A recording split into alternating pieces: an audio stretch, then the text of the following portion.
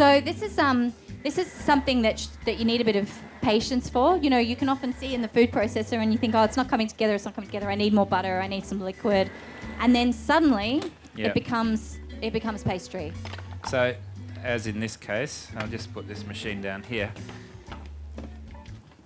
And at this stage, you can just turn it out onto the bench and you see it's just come together.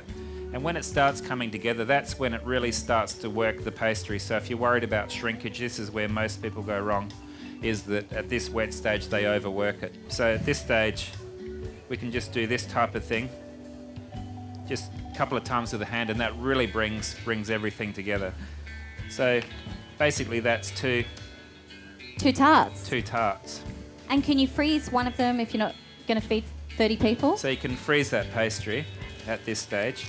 So again, a lot of these things you can, break up. You don't have to do it from scratch. If you don't have time, you can put the pastry in the fridge. The pastry will last a couple of days in the fridge, or you can actually probably, make a double amount and then put one in the freezer. Just flatten it out like this and wrap it in cling film and freeze it.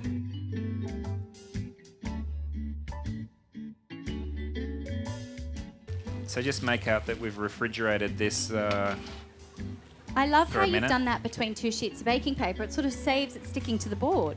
So it stays sticking to the board. And the other thing, if you're using flour in here, what you're doing is actually the flour is then incorporated into the dough. So you're actually changing the ratio of flour and butter. Right, and then we're using this open-ended pastry rings like this, which I quite like, in a more professional ring rather than the fluted ones, which are a pain in the bum. And that's so much better than having to line a pastry tin. I mean, for me, it's just, why did we ever do it the other way? So how long would you bake that for, Chef? What does the recipe say? What? Preheat oven to 160. Yeah. Refrigerate for 30 minutes. Yep. And then bake for 10 to 12 minutes. That's exactly what I did. So now we're going to use this bit of cream, bit of milk. How much have we got there? Okay, so 190 grams of pouring cream and 80 mils of milk.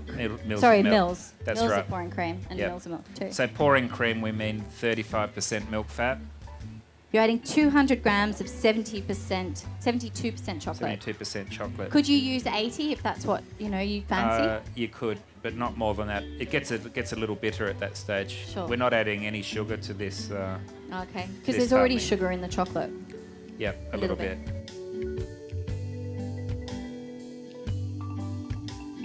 So I'll just pour it in here so that you can see it, but we basically don't want to heat it up too hot. So we want about 50 degrees. So you see it's nice and smooth now. So if it was to go grainy, it would be because you've overdone it a bit? If you boil it and it goes grainy, just throw it away and start again. Yeah. And you're adding egg, so you don't want it curdling. So adding egg, so 50 degrees is good for the egg. Any hotter than that, and the egg is going to curdle. And you see already putting the egg in. Yeah, it's thicken. almost turns to an immediate custard. Yeah. Wow. So then we basically just pour it straight into the... That is beautiful. There you go. So you're saying don't put that in the fridge, just... Don't refrigerate cook it before the guests arrive and serve it after it's been sitting for a couple of hours. Yep, at room temperature. And that's that. And so you can see there, you see the point is that you can't really differentiate between the chocolate tart and the base as well, but it's still, the tart's still there. Mark Best, thank you so much for joining us on stage at Gourmet Greater Kitchen Warehouse. It's been fantastic.